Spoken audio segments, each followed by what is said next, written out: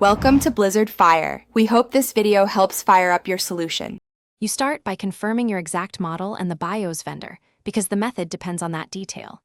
Next, make a full backup of the current firmware and prepare a bootable recovery USB. This protects you if something goes wrong. While you do that, gather physical tools: a small screwdriver, a reliable USB stick, and the firmware editor or vendor utility you'll use. Once ready, reboot into BIOS using the appropriate key, press immediately, and don't rush the next steps. Once in the firmware area, search for a built-in boot logo or full screen logo setting and toggle it off if present, because that's the safest option.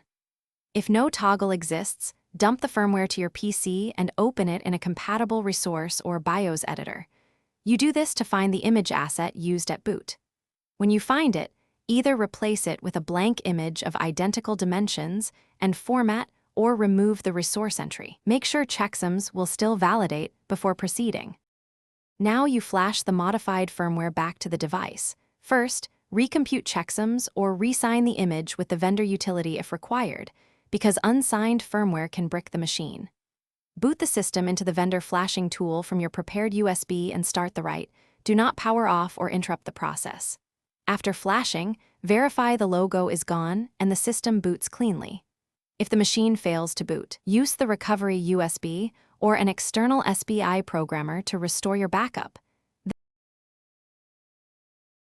Thanks for watching. If you found this helpful, don't forget to like and subscribe.